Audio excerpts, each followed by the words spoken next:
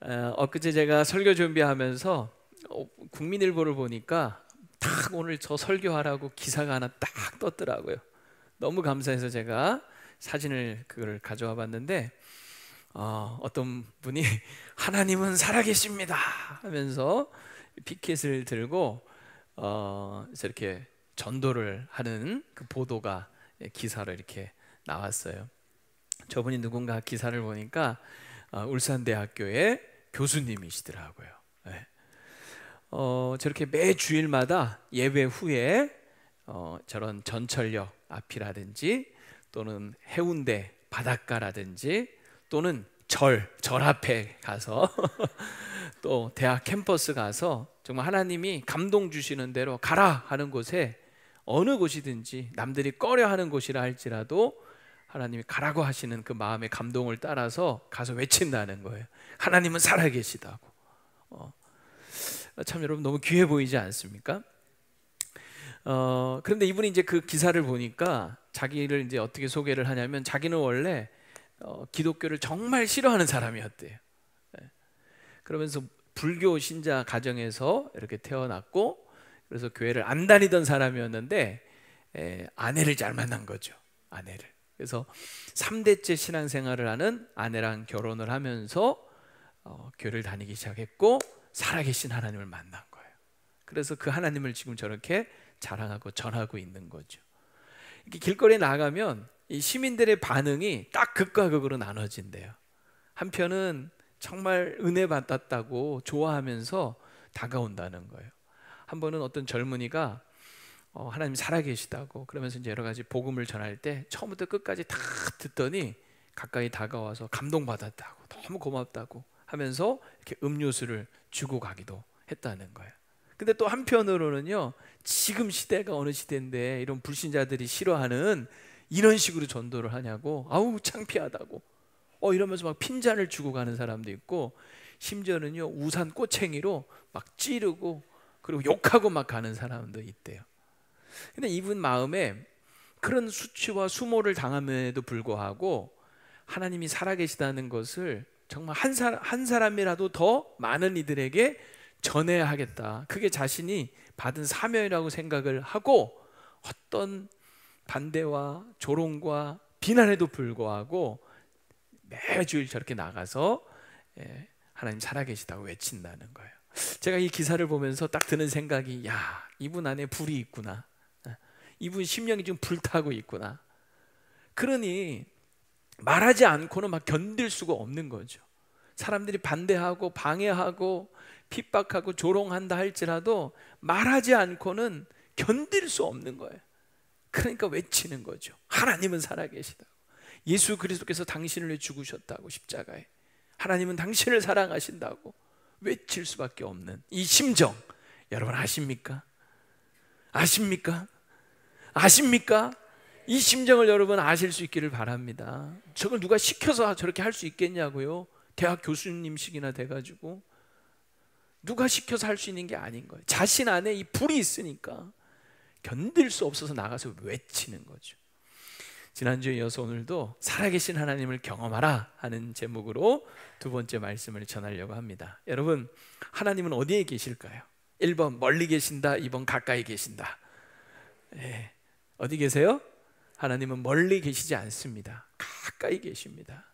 가까이 하기엔 너무 먼 당신, 그런 분 아닙니다. 우주 저 멀리 너머에 불러도 대답 없는 그런 분이 아니세요.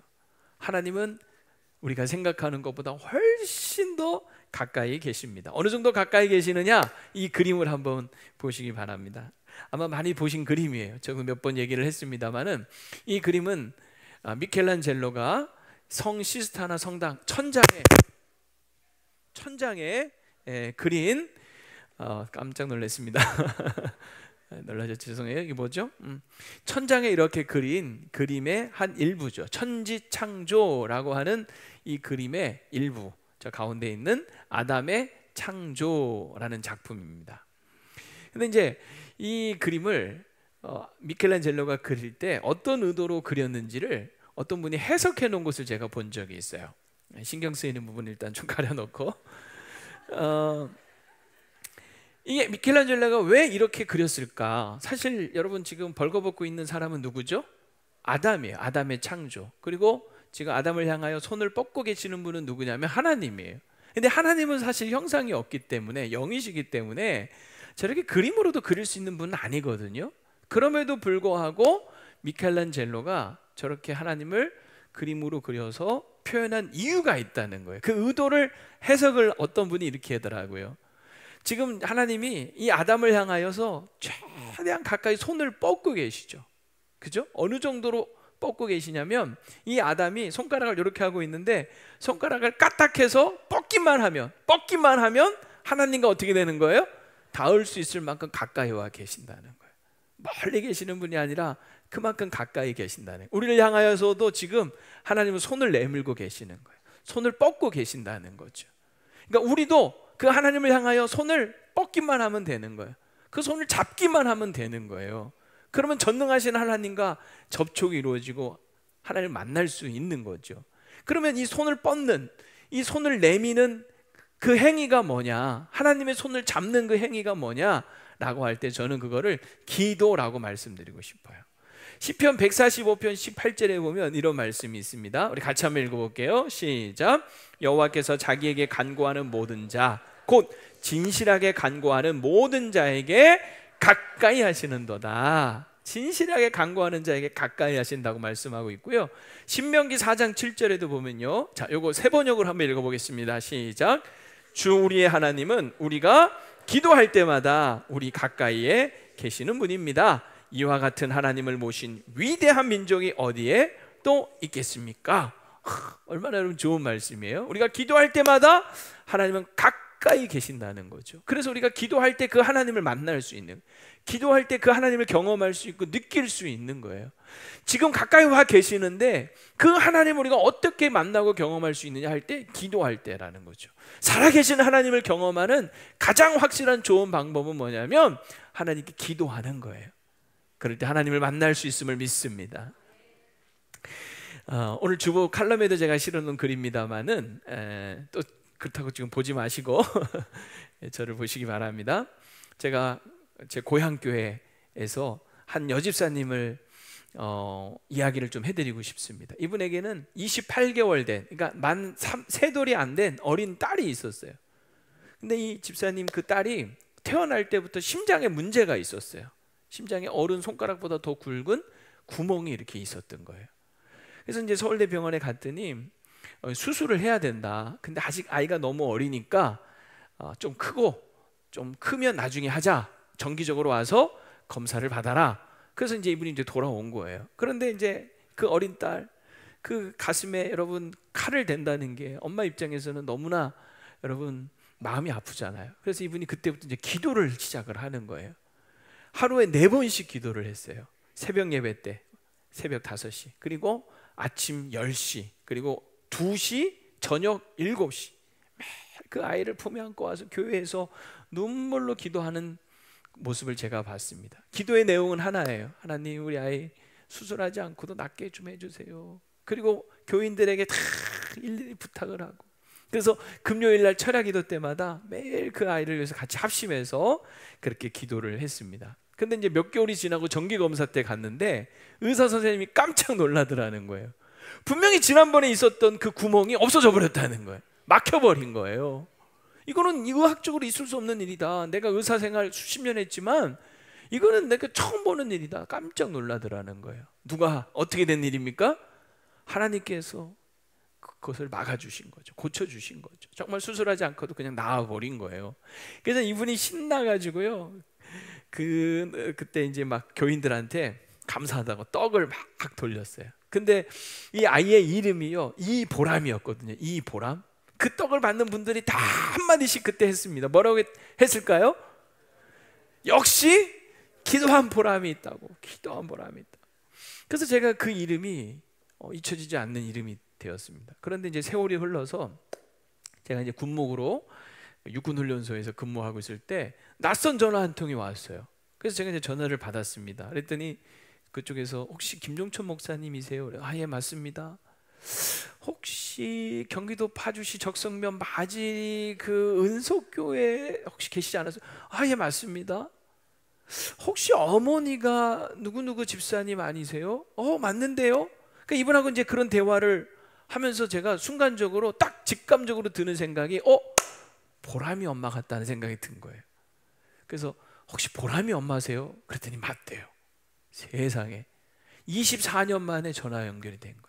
알고 보니까 이분이 나중에 신학을 하고 여자 목사님이 되셨더라고요.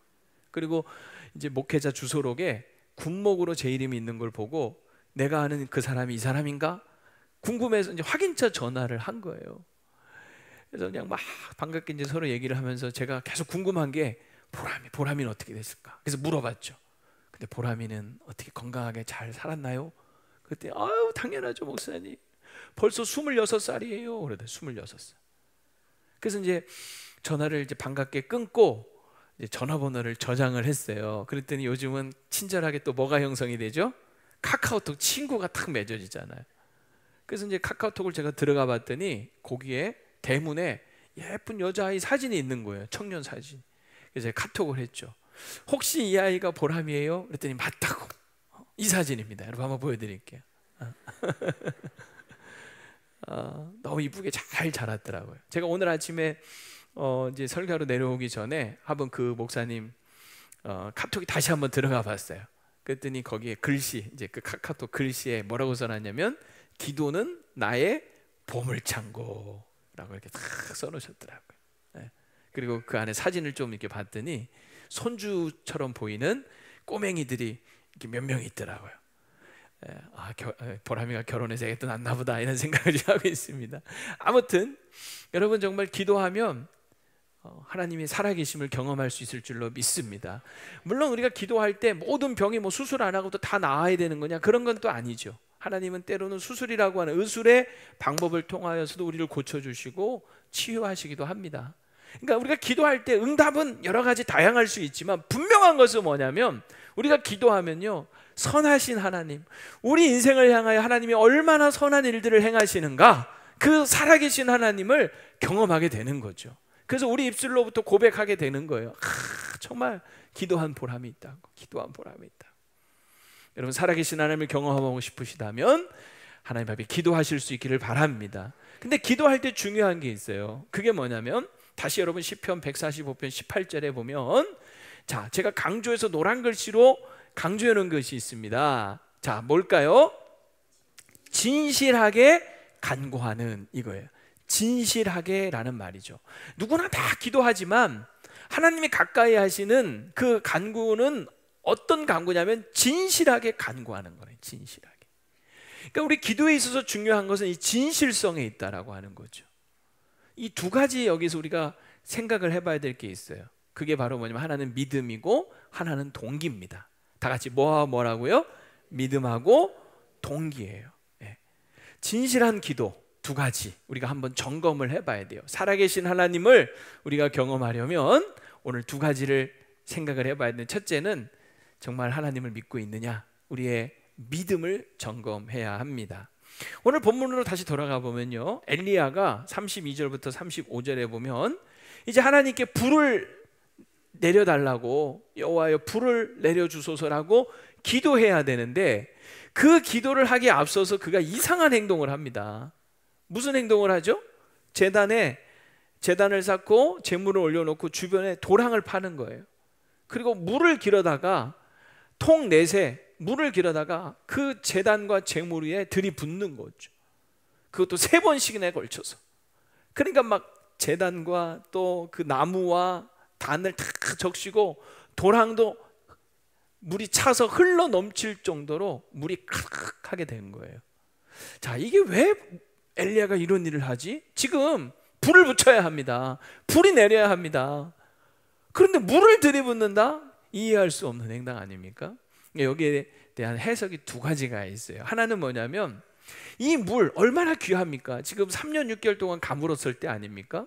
그러니까 정말 마실 물조차 귀한 거잖아요. 그런데 그 귀한 물을 지금 엘리야가 하나님 앞에 그 제단 위에 다 들이붓는 거죠. 자신의 전심을 다하는 모습, 아끼지 않고 흘러 넘칠 정도로 그 귀한 물을 다 하나님께 쏟아 넣는 헌신된 마음, 이거를 보여준다 하는 게 첫 번째 해석이에요. 또 두 번째 해석은요, 이건 조금 더 심플합니다. 뭐냐면, 자, 사실 이 물이라고 하는 게 그 당시에 구하기 어려웠을 거예요. 그래서 이 두 번째 해석은 뭐냐면, 이 물은 아마 지중해에서 떠왔을 것이다, 이렇게 해석을 합니다. 실제로 여러분 지도를 한번 보시면은요, 이 갈멜산이 지중해 대해라고 돼 있죠. 가까이 붙어 있는 거 여러분 보이십니까? 예. 그래서 이 물 어디서 구할 수는 없었을 거고 아마 지중해에서 귀로 올렸을 것이다, 이렇게 해석을 하기도 해요. 그러면 여러분 이건 보통 일이 또 아닌 거예요. 왜냐하면 지금 엘리야는 갈멜산에 있습니다. 그러니까 최고 정 꼭대기는 아니었고, 이 갈멜산 최고 꼭대기는 550m 정도 되거든요. 근데 지금은 아마 7부 8부 능선쯤에 있다고 보여져요. 그래서 한 450m 되는 그런 곳인 거죠. 근데 그 지중해에서 그 물을, 그것도 한 통도 아니고 12통을 지고 나르려고 하면 여러분 쉽겠어요, 어렵겠어요? 어려운 거죠. 그 산까지 그 물을 지고 올라가서 그것도 다 재물에 들이붓는다? 쉬운 일이 아닌 거예요. 근데 왜 이렇게 어려운 일을 굳이 그렇게 하느냐? 여기에 대한 그 해석이 뭐냐면, 모든 자연 발화될 가능성을 완전히 사라지게 해버리는 거죠. 지금 3년 6개월 동안 여러분 비가 오지 않았으니 얼마나 여러분 불붙기가 좋습니까? 장작은 아마 바싹 말라 있었을 것이고, 조금만 어떤 불똥 같은 게 튀면 그냥 불붙기가 딱 좋은 거죠. 그러니까 이제 엘리야는 이런 생각을 한 것 같아요. 이스라엘 백성들을 가까이 오게 하고 물을 들이붓은 것은, 너희들 똑바로 봐라, 지금 내가 여기에 무슨 뭐 불씨를 숨겨놨거나 또는 이게 자연 발화되는 거 아니다. 그 모든 가능성들을 다 그들이 가까이 보는 앞에서 제거해 버리는 거예요. 그러니까 불이 붙기, 자연적으로 불이 붙기 최악의 상황, 어려운 상황으로 만들어 버리는 거죠. 그 이유가 뭐냐면 하나님이 하시는 일을 똑바로 보라는 거예요. 여러분, 하나님이 일하시는 방식을 가만히 보면 누가 봐도 될 것 같은 상황에서가 아니라 누가 봐도 안 될 것 같은 최악의 상황에서 하나님은 역사하십니다. 그래서 이건 누가 봐도 하나님이 하셨다라고 고백할 수밖에 없게 만드신다는 거예요. 그렇지 않습니까? 지금 이 상황에서 자연적으로 발화될 가능성은 제로잖아요. 똑똑히 보라는 거, 이스라엘 백성들에게. 여러분, 이스라엘 백성들을 하나님이 애굽에서 이제 이끌어내시지 않습니까? 그냥 나온 게 아니죠. 10가지 재앙을 일으키면서 정말 강한 손으로 크신 팔로 그들을 이끌어내셨어요. 그런데 가만 보면 하나님이 그 다음으로 그들을 인도하신 곳이 어디였냐면 홍해길로 인도하십니다. 길이 없는 게 아니에요. 그런데 굳이 방향을 돌려서 홍해로 몰고 가세요. 앞에는 홍해가 있고 그걸 보고 또 애굽의 군대가 쫓아오지 않습니까? 그야말로 막다른 길, 코너, 그야말로 벼랑 끝으로 몰고 가시는 거죠. 왜 그러실까요? 거기서 뭐 죽이시려고 한 것이겠습니까? 그렇게 기껏 애굽에서 건져내시고 거기서 다 죽여버리시려고 하나님이 글로 인도하신 리가 없는 거죠. 하나님은 보여주고 싶으신 거예요. 하나님이 행하시는 일들을 봐라 이거죠. 너희는 가만히 있어 내가 하나님 됨을 볼지어다 하시면서 하나님이 결국 그 홍해의 길을 만드시는 거 아닙니까? 그래서 이스라엘 백성들로 하여금 그 홍해의 마른 길을 건너게 하심으로 살아계신 하나님을 경험케 하시고 애굽의 모든 군대를 수장시키심으로 구원을 완성하시는 거죠. 이거는 누가 봐도 하나님만 하실 수 있는 일인 거죠. 사람이 어떻게 그런 일들을 행할 수가 있겠어요? 우연히 어떻게 그런 일이 일어날 수가 있겠습니까? 아, 하나님이 행하시는 놀라운 일들을 봐라. 때로는 하나님은 우리를 인생의 코너로 막다른 길로 벼랑 끝으로 몰고 가실 때가 있어요. 왜 그럴까요? 1번 우리를 죽이시려고, 2번 하나님의 살아계심을 보여주시려고. 몇 번일까요? 당연히 2번이죠. 때로 우리 인생이 막 코너로 몰리고 벼랑 끝으로 몰릴 때, 그래서 우리는 하나님을 기대하실 수 있어야 합니다. 아, 이제 하나님이 일하실 때구나, 하나님이 역사하시겠구나, 하나님 당신의 살아계심을 보여 주시옵소서, 그렇게 여러분 기도하실 수 있기를 바랍니다. 그때야말로 낙심하고 절망하고 실망하고 원망하고 시험에 들 때가 아니라, 왜 하나님 나를 자꾸 인생의 이런 코너로 몰고 가십니까? 시험에 들 때가 아니라 이때야말로 하나님을 믿고 하나님의 역사를 기대해야 될 때인 줄로 믿습니다. 그 믿음이, 그 기대가 여러분에게 있기를 축복합니다. 할렐루야. 그 하나님을 여러분 꼭 만나셔야 돼요. 그때. 그래서 엘리야는 정말 하나님이 살아계셔서 응답하실 것을 그는 분명히 믿었어요. 그래서 엘리야는 만일의 사태, 경우의 수를 조금도 생각하지 않습니다. 여러분, 지금 이 상황이 어떤 상황이냐면 불이 내리지 않으면 죽은 목숨이에요. 여러분, 바알 선지자 450명 불을 못 내려서 나중에 어떻게 되죠? 오늘 결론이 40절에 보면 전부 다 기손 시냇가로 끌려 내려가서 다 죽습니다. 엘리야도 마찬가지예요. 불이 내리지 않으면 엘리야도 뼈도 못 추리는 거예요. 그러니까 엘리야가 만약에 하나님 응답하지 않으시면 어떡하지? 조금이라도 의심했다면 그는 지금 물을 들이부을 것이 아니라 뭘 해야 돼요? 만일의 사태, 경우의 수를 대비해야 되는 거 아니겠습니까? 그러나 엘리야는 그러지 않은 거예요. 하나님을 전적으로 믿은 겁니다. 진정한 믿음은요, 만일의 사태, 경우의 수를 따지지 않습니다. 그냥 하나님을 믿는 거예요. 하나님이 행하실 일들을 믿는 거예요. 그러니까 정말 살아계신 하나님을 우리가 믿는다고 하지만 이런 진실한 믿음이 우리 가운데 있는가? 여러분 점검해 보실 수 있기를 바랍니다. 그 믿음 가운데 하나님은 역사하실 줄로 믿습니다. 두 번째로 우리는 동기를 점검을 해야 돼요. 진실하게 간구하는 자에게 가까이 하신다 그랬는데 이 진실함 속에는 또 하나가 동기입니다. 동기. 무엇을 위해서 구하느냐라고 하는 거죠. 자, 여러분 믿음과 동기 둘 중에 뭐가 더 중요할 것 같아요? 네? 둘 다 이렇게 하지 마시고 둘 중에 뭐가 더 중요할 것 같아요? 믿음도 중요하죠. 하지만 제가 볼 때 동기가 더 중요합니다. 하나님 우리가 무엇인가를 구할 때 무엇을 어떻게 구하냐보다 왜 구하는가 이거를 더 중요하게 보시기 때문에 그렇습니다. 야고보서 4장 2절 3절에 우리가 유명한 말씀이죠. 너희가 얻지 못하면 구하지 아니하기 때문이요 구하여도 얻지 못하면 정욕으로 쓰려고 잘못 구하기 때문이다. 구하여도 얻지 못하는 이유가 있다는 거죠. 우리가 잘못된 욕심을 가지고 구할 때 하나님은 그냥 무조건 막 다 들어주시는 분이 아니라는 거예요. 그러니까 왜 구하느냐, 무엇 때문에 구하느냐, 이거 굉장히 중요합니다. 하나님 우리를 중심을 보시는 거예요. 그래서 우리 안에 이 동기가 참 중요한데 그것도 숨어있는 진짜 동기, 이게 뭐냐는 거예요. 겉으로 포장된 말로 그저 하는 사람들에게 보여지는 그런 동기 말고 내 마음에 진짜 숨어있는 동기, 남들은 모르지만 내가 알고 하나님은 아시는 그 동기를 점검하셔야 된다는 거예요. 내 기도가 응답이 안 될 때 하나님은 왜 내 기도는 응답하지 않으시지? 하나님을 원망할 게 아니라 내 기도의 동기, 내 진짜 숨어있는 동기가 무엇일까를 한번 점검해 보라는 얘기입니다. 오늘 엘리야는 왜 기도했습니까? 그가 기도한 동기가요 36절 37절에 보면 나와 있는데요. 자, 두 가지로 한번 정리를 해볼게요. 먼저 36절입니다. 저녁 소원에 드릴 때에 이르러 선지자 엘리야가 나아가서 말하되 아브라함과 이삭과 이스라엘 하나님 여호와여, 다 같이 읽습니다. 시작. 주께서 이스라엘 중에서 하나님이신 것과 내가 주의 종인 것과 내가 주의 말씀대로 이 모든 일을 행하는 것을 오늘 알게 하옵소서라고 기도하죠. 이게 첫 번째 동기예요. 여기 보면 주 여호와가 하나님이신 것과 이스라엘에 나는 그저 주님의 뭐인 것?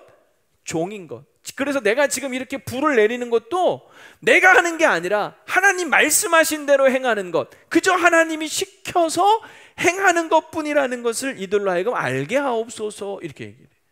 참 저는 이걸 보면서 진짜 엘리야의 마음 깊은 곳에 중심이 귀하다는 생각이 듭니다. 지금 여러분 기도하면 하나님이 불을 내리실 거예요. 그러면 엘리야는 무슨 종이 되냐면 불의 종이 되는 거죠. 사람들은요 엘리야를 주목할 수가 있는 거예요. 와, 엘리야 최고다. 엘리야를 높이고 엘리야를 추앙하고 하나님보다 엘리야를 더 바라볼 수가 있는 상황 아니겠습니까? 그래서 엘리야는 기도하는 거야. 하나님, 주께서 이스라엘의 하나님이신 것과 그저 저는 주님의 종인 것뿐이고 그저 시키는 대로 말씀대로 행한 것뿐이라는 것 이들로 하여금 알게 하옵소서. 자신을 드러내려고 하는 마음 1도 없는 거죠. 오직 하나님만 높이고 싶었던 거예요. 이 일로 인해서 하나님만이 정말 영광을 받으시고 높임을 받으시기를 그는 원했던, 이게 첫 번째 이유라면 두 번째 이유는 37절에 나와 있죠. 자, 볼게요. 여호와여 내게 응답하옵소서, 내게 응답하옵소서. 다 같이 읽습니다. 시작. 이 백성에게 주 여호와는 하나님이신 것과 주는 그들의 마음을 되돌이키심을 알게 하옵. 그래서 결국은 이스라엘 백성들의 마음을 이 살아계신 하나님을 보여줌으로 이들이 그동안 바알과 아세라를 섬기지 않았습니까? 근데 이 살아계신 불로 응답하시는 그 하나님께로 그들이 되돌이키도록, 그러니까 이런 역사를 행하시는 이유는 그들의 마음이 하나님께로 돌아가도록 하시기를 그는 원하고 기도했던 거죠. 여러분, 정말 여러분 이 기도의 동기 참 순수하고 진실하지 않습니까?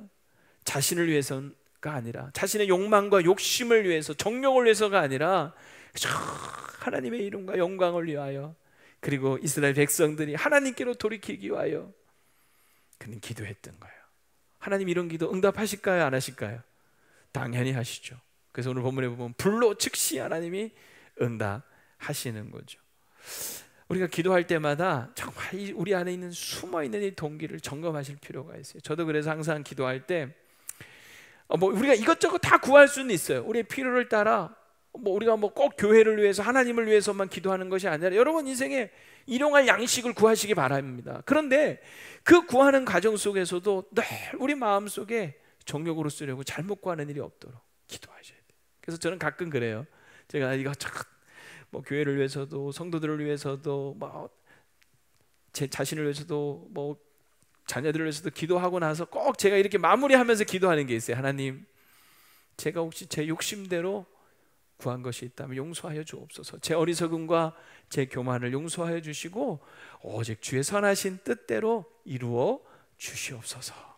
그렇게 제가 마무리 기도를 해요. 왜냐하면 제 마음도 제가 스스로 컨트롤 안 될 때가 있어요. 뭔가 하나님을 위해서 구한다고 하지만 내 깊은 중심, 이 진짜 동기는요, 은근히 나를 자랑하고 싶고 내가 얼마나 대단한지 보여주고 싶은 인간의 이 욕심들이 나도 모르게 생기는 거죠. 그래서 하나님, 제가 지금 구하는 이것이 제 욕심대로 구하는 것이라 용서하여 주시고 오직 주의 선하신 뜻대로 이루어 주시옵소서. 한번 시작.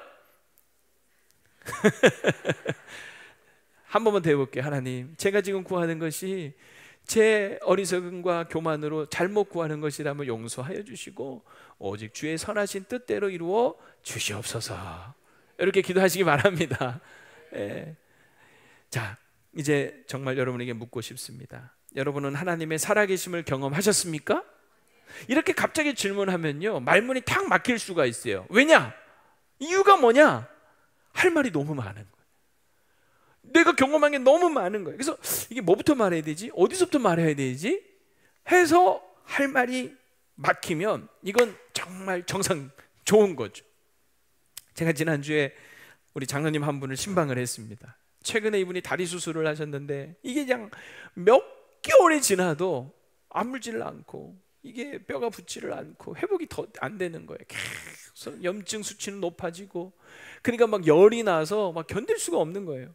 그러니까 병원에서는 급기야 재수술을 해야 되겠다고, 재수술하자고, 뼈 이를 이식 수술하자고. 그러니까 이제 장로님이 너무너무 힘든 거죠. 마음도 힘들고 몸도 힘들고. 그래서 중보기도팀에 기도를 딱 부탁을 하셨어요. 그런데 놀랍게도 일주일 만에 통증이 사라지고 염증 수치가 떨어지고, 병원에서 다시 갔더니 이 정도면 재수술 안 해도 될 것 같다고 조금 더 두고 보자고. 그래서 지금도 기도하고 있어요. 그래서 제가 이제 신방을 하면서 여쭤봤어요. 장로님은 언제부터 이렇게 신앙생활 하셨어요? 그랬더니 이분이 그러시는 거예요. 목사님, 얘기하자면 긴데요? 그러시는 거예요. 할 말이 많다는 거죠. 할 말이 많다는 거죠. 그래서 그래도 장로님 짧게 한번 해보세요 했더니 아, 이분이요, 저는 장로님 정도 됐으니까 믿음도 좋으시니까 당연히 뭐 모태신앙 뭐 3, 4대 신앙 되겠지 생각했는데 웬걸 아니었어요. 30대까지 교회 한 번도 다녀본 적이 없대요. 예수를 몰랐다는 거죠. 그리고 가족 권사님도 그냥 타 종교 다니던 그런 분이셨어요. 근데 이 두 분이 이제 결혼을 하고 아이를 낳았는데 몸에 이상이 생겨서 병원에 갔더니 간이 문제가 생긴 거예요. 간이. 그래서 막 사경을 헤매면서 이분이 그런 생각이 들더래요. 야, 이러다 내가 죽겠구나 싶은데 자기도 아버지가 일찍 돌아가셔가지고 엄마하고 그 형제들이 너무너무 고생한 것을 다 경험을 한 거 아니? 경험을 했다는 거죠. 근데 이제 막 그 갓난 아이 하나를 이제 낳는데 내가 이렇게 죽으면 이 아이는 어떻게 될 건가? 내가 반드시 살아야 되겠다. 이 아이를 위해서는 내가 반드시 살아야 되겠다. 이런 절실한 마음이 생기더래요. 그런데 어디 막 하소연할 때는 없고 그냥 눈물이 쏟아지는데 그렇게 울고 있는데 어떤 할머니가 주고 간 전도지 한 장이 눈에 딱 띈 거예요. 근데 이 전도지는 이제 어떤 분이 이 교회 이 병원에 교회가 있으니까 한번 오라고 하면서 놓고 간 거예요. 그런데 그 전도지를 보고 이분이, 이 장로님이 정말 처음부터 끝까지 글자 하나 빼놓지 않고 다 읽었대요. 그리고 자기 발로 그 병원에 있는 교회를 다니기 시작한 거예요. 그리고 깨끗이 나은 거예요. 그리고 그 뒤로 이분은 모든 예배, 뭐 주일 예배는 기본이고 새벽 예배, 뭐 금요기도회, 수요 예배 한 번도 빠지지 않고 예배마다 참여하면서 은혜를 받고, 그러면서 아예 그냥 자기는 교회 다니기 시작하면서부터 하나님 앞에 11조헌금을 했대요. 이 살아계신 하나님을 경험한 거죠. 정말 하나님 살아계시는 걸 안 거죠. 그러니까 그냥 처음부터 참 귀하다 하는 그런 생각을 해봤습니다. 사실 뭐 저도 살아계신 하나님을 경험한 이야기를 하자면 한도 끝도 없이 많아요. 죽을 수도 있는 사고에서 극적으로 살려주신 경험도 2번이나 했고, 수시로 필요를 따라 보내주시는 이 까마귀들을 통하여서 일용할 양식을 주시는 그 돌보시는 하나님 수도 없이 경험을 했고, 제 걸음을 정하시고 기막히게 정확하게 인도하시는 그 하나님, 때로 일이 안 되고 망한 것 같은데도 전화위복하게 하시고 역전케 하시는 하나님, 제가 어떤 문제를 위해서 기도할 때 하나님은 내가 생각하지 못한 것까지도 세밀하게 인도하시는 그 하나님, 제가 3번의 교회를, 큰 교회를 건축을 군인 교회 섬기면서 한 적이 있는데 그때마다 정말 정확하게 일하시는 위대하신 하나님을 얼마나 많이 경험했는지 몰라요. 그거 풀어놓으면 오늘 예배 끝날 수가 없어요. 그래서 그냥 타이틀 정도만. 그래서 저는 지금도 살아계신 하나님께 예배하는 것이 가장 큰 기쁨이고, 제가 기도할 때마다 반드시 응답하시는 하나님을 의심 없이 믿고 있으며, 늘 제 마음 깊은 중심에 나를 위한 욕심이 아니라 하나님을 위해 살아야 되겠다라고 하는 그런 마음을 가지고 살고 있습니다. 여러분, 다시 한번 여쭙습니다. 여러분, 살아계신 하나님을 경험하셨습니까? 이 질문에 혹시 말문에 탁 막히는 또 다른 이유가 할 말이 없어서, 할 말이 너무 많아서 말문이 막힌 게 아니라, 아무리 생각해봐도 내가 언제 하나님을 만났지? 살아계신 하나님을 내가 언제 경험했지? 할 말이 없어서 말문이 막히신다면, 할 말이 없으시다면 여러분 꼭 살아계신 하나님을 만나셔야 합니다. 그저 교회 다니는 것으로 되지 않습니다. 그러기 위해서 먼저 여러분 자신을 점검하십시오. 지난주에 말씀드린 것처럼 혹시 무너진 제단은 없는가? 하나님과의 관계, 예배 점검하십시오. 2번째, 오늘 나눈 말씀처럼 믿음, 나는 정말 하나님에 대한 믿음을 갖고 있는가? 그리고 기도할 때 나의 동기, 나의 숨은 동기는 과연 하나님 보실 때 기뻐하실 만한 것인가? 늘 점검하심으로 말미암아 살아계신 하나님을 꼭 경험하시기를 바랍니다. 그래서 할 말이 많아지시기를 바랍니다. 하나님은 살아계십니다 라고 정말 피켓 들고 나가고 싶은 그런 마음이 여러분 안에 있기를 바랍니다. 누구를 만나면 하나님 살아계시다고, 하나님 살아계시다고, 그 살아계신 하나님, 내가 만난 하나님 당신도 만나시라고, 하나님 살아계시다고 그렇게 전할 수 있는 그거를 말하지 않으면 내 막 가슴이 막 불붙는 것 같아서, 미쳐버릴 것 같아서 말하지 않을 수 없는, 견딜 수 없는 불타는 심정이 오늘 저와 여러분의 심정 되기를 축원합니다. 하나님은 살아계십니다. 하나님은 살아계십니다. 옆 사람 손 꼭 잡고 한번 인사해 주세요. 하나님은 살아계십니다. 하나님은 살아계십니다. 하나님 살아계십니다.